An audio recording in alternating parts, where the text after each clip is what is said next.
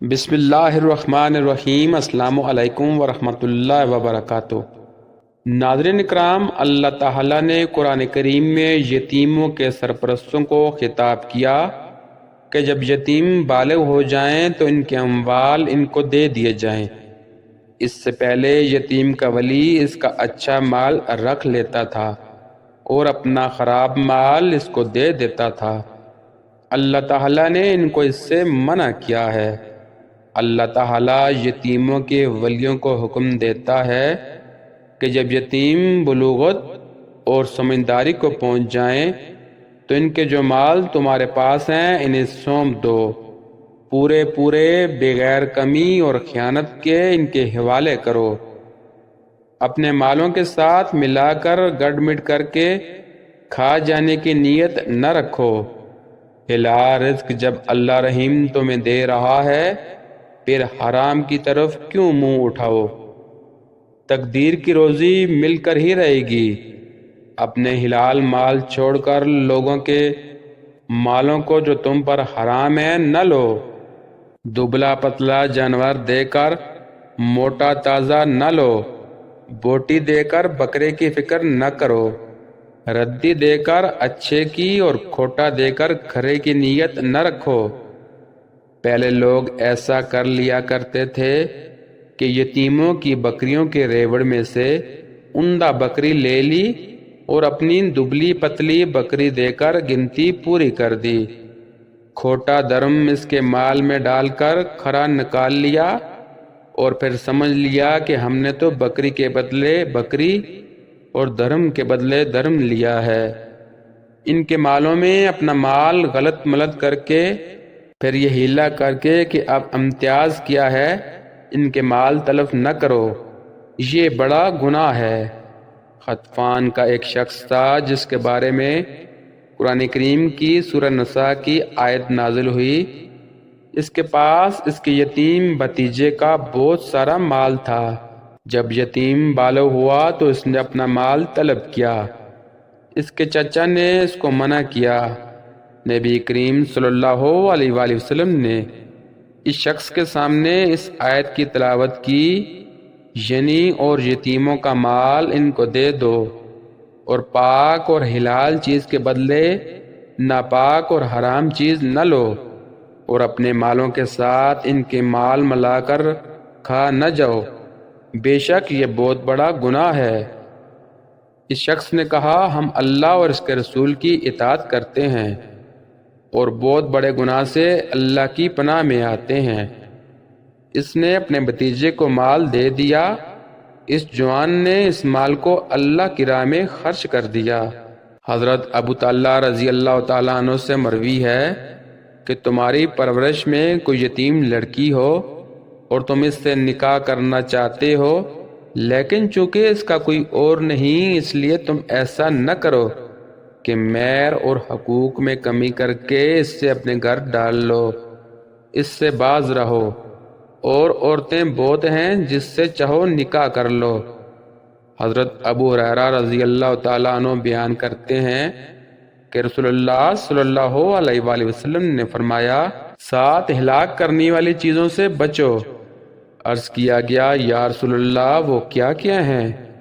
آپ نے فرمایا، اللہ کے ساتھ شرک کرنا، جادو کرنا، جس شخص کے قتل کرنے کو اللہ نے حرام کیا اس کو ناحق قتل کرنا، سود کھانا، یتیم کا مال کھانا، جہاد سے پیٹ پھیر کر بھاگنا، مسلمان پاک دامن بے قصور عورت پر تہمت لگانا۔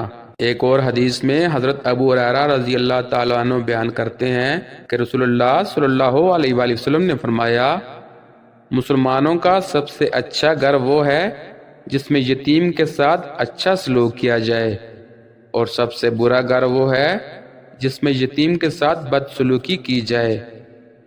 حضرت ابو ہریرہ رضی اللہ تعالیٰ عنہ بیان کرتے ہیں کہ ایک شخص نے رسول اللہ صلی اللہ علیہ وآلہ وسلم سے اپنے دل کی سختی کی شکایت کی۔ آپ نے فرمایا، یتیم کے سر پر ہاتھ پھیرو اور مسکین کو کھانا کھلاؤ۔ حضرت عائشہ صدیقہ رضی اللہ تعالیٰ عنہ فرماتی ہیں ایک یتیم لڑکی تھی جس کے پاس مال بھی تھا اور باغ بھی، جس کی پرورش میں وہ تھی۔ اس نے صرف اس مال کے لالچ میں بغیر اس کے پورا مہر وغیرہ مقرر کرنے کے، جس پر اللہ نے قرآن میں منع کر دیا، میرا خیال ہے کہ اس باغ اور مال میں یہ لڑکی حصے دار تھی۔ صحیح بخاری شریف میں ہے کہ حضرت ابن شہاب نے حضرت عائشہ سے اس آیت کا مطلب پوچھا تو آپ نے فرمایا، بہانجے یہ ذکر اس یتیم لڑکی کا ہے جو اپنی ولی کے قبضے میں ہے، اس کے مال میں شریک ہے اور اسے اس کا مال و جمال اچھا لگتا ہے، چاہتا ہے کہ اس سے نکاح کر لے، لیکن جو مہر وغیرہ اور جگہ سے اس سے ملتا ہے اتنا یہ نہیں دیتا، تو اسے منع کیا جا رہا ہے کہ وہ اس سے اپنی نیت چھوڑ دے اور کسی دوسری عورت سے جس سے چاہے اپنا نکاح کر لے۔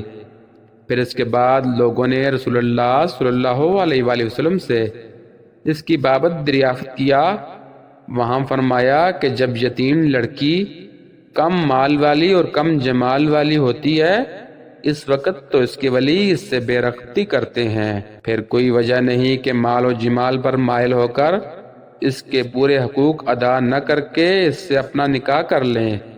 ہاں عدل و انصاف سے پورا مہر وغیرہ مقرر کریں تو کوئی حرج نہیں، ورنہ پھر عورتوں کی کمی نہیں اور کسی سے جس سے چاہیں اظہار نکاح کر لیں۔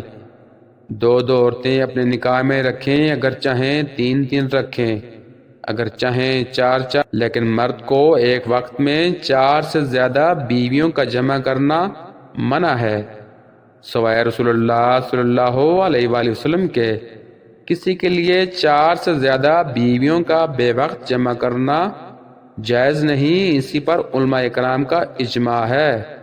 رسول اللہ صلی اللہ علیہ وآلہ وسلم نے فرمایا، میں اور یتیم کی پرورش کرنے والا جنت میں اس طرح ہوں گے، اور آپ نے شہادت کی انگلی اور بیچ کی انگلی سے اشارہ کیا اور ان دونوں انگلیوں کے درمیان تھوڑی سی جگہ کھلی رکھی۔ حضرت غیلان بن سلمان سقفہ رضی اللہ تعالی عنہ جب مسلمان ہوتے ہیں تو ان کے پاس ان کے 10 بیویاں تھیں۔ حضور صلی اللہ علیہ وسلم ارشاد فرماتے ہیں کہ ان میں سے جنہیں چاہو 4 رکھ لو، باقی کو چھوڑ دو۔ چنانچہ انہوں نے ایسا ہی کیا۔ پھر حضرت عمر کی خلافت کے زمانے میں اپنی ان بیویوں کو بھی طلاق دے دی اور اپنے لڑکوں کو اپنا مال بانٹ دیا۔ حضرت عمر رضی اللہ تعالیٰ عنہ کو جب یہ معلوم ہوا تو آپ نے فرمایا، شاید تیرے شیطان نے بات اچک لی اور تیرے دل میں خیال جما دیا کہ تو ان قریب مرنے والا ہے، اس لیے اپنی بیویوں کو تو نے الگ کر دیا کہ وہ تیرا مال نہ پائیں، اور اپنا مال اپنی اولاد میں تقسیم کر دیا۔ میں تجھے حکم دیتا ہوں کہ اپنی بیویوں سے رجوع کر لے اور اپنی اولاد سے مال واپس لے لے۔ اگر تو نے ایسا نہ کیا تو تیرے بعد تیری متعلقہ بیویوں کو میں تیرا وارث بناؤں گا، کیونکہ تو نے اسی ڈر سے طلاق دی ہے اور معلوم ہوتا ہے کہ تیری زندگی بھی اب ختم ہونے والی ہے، اور اگر تو نے میری بات نہ مانی تو یاد رکھ میں حکم دوں گا کہ لوگ تیری قبر پر پتھر پھینکیں جیسا کہ ابو رغالہ کی قبر پر پتھر پھینکے جاتے ہیں۔ ویڈیو اچھی لگے تو لائک کر دیں، چینل کو سبسکرائب کر دیں اور ساتھ میں لگے بیل آئیکن کا بٹن دبا دیں۔ جزاک اللہ۔